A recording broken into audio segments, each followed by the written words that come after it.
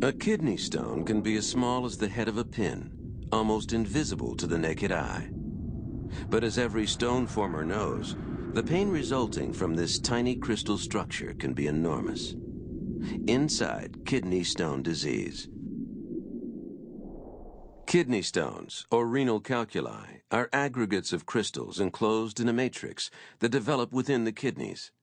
They're classified according to the specific types of crystals they contain and fall into 5 major categories: calcium oxalate, calcium phosphate, struvite, uric acid, and cysteine. The most common is calcium oxalate. How is a stone formed? The first step is nucleation.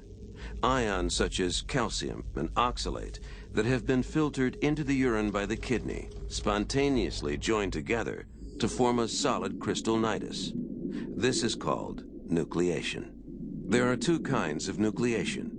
In homogeneous nucleation, crystals form around a nucleus with the same composition. Crystals of a different composition can also form around the nucleus. Organic materials, such as cell debris, may be deposited between the crystals as a matrix. This is heterogeneous nucleation. The tiny crystal formations travel down the nephron and are usually deposited at the renal papilla, where they undergo the next major phase, growth. Crystals that have already formed then begin to stick together, forming large aggregates. As we can see, crystals can aggregate very quickly. New stones are retained in the kidney, where they can continue to grow for an unspecified length of time until, for reasons that are not well understood, they are displaced and travel through the kidney into the ureter. If a stone continues to grow until it reaches a critical size, which can be as small as 4 to 5 millimeters in diameter, it may be too large to pass easily through the ureter. The edges of the stone may become wedged inside the ureter at the ureteropelvic junction, where the ureter crosses over the iliac artery, or at the ureterovesical junction. The result? Pain and obstruction until the stone slowly passes into the bladder and eventually passes out of the body in the urine stream. In the U.S., it is estimated that 13% of men and 7% of women will develop a kidney stone during their lifetime. Fortunately, in about 78% of these patients, stones will be expelled spontaneously. But stones that become lodged in the ureter may require lithotripsy or percutaneous or endoscopic removal. It's important to note that nearly half of all first-time stone formers will have another stone episode within the next 4 years.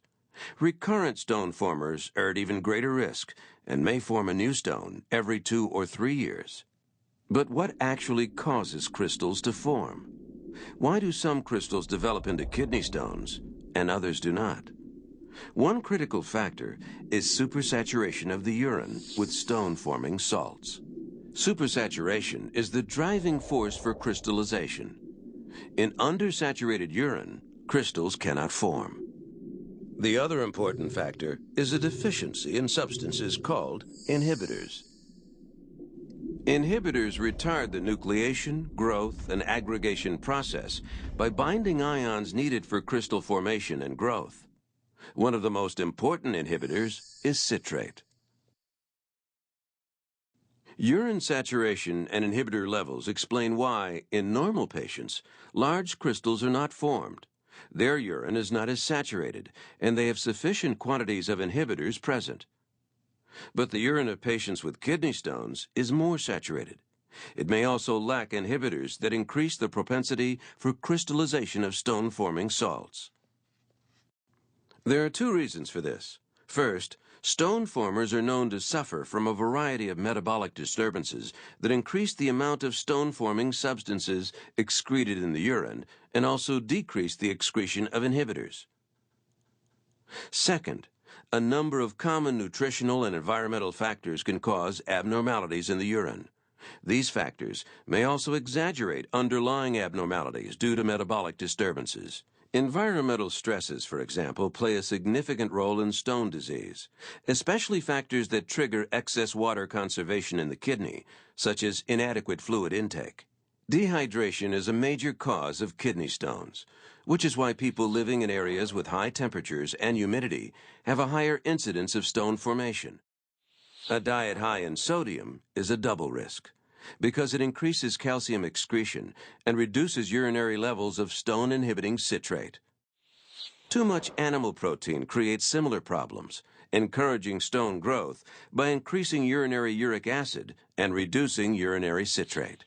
Certain medications are also known to encourage stone formation or growth in susceptible patients, including common supplements such as vitamin C. There is no cure for kidney stones, but once an acute episode has been resolved, the key to therapy is simple: preventing recurrence.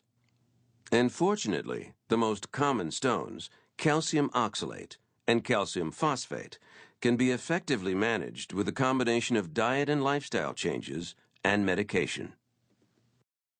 Compliance with proven management guidelines, such as increasing fluid intake and avoiding stone-promoting foods, can significantly reduce stone recurrence.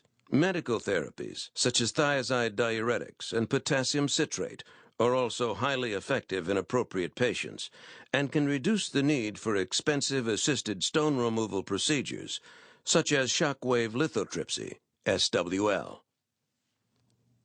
The economic burden of kidney stones is significant, with medical costs reaching billions of dollars annually.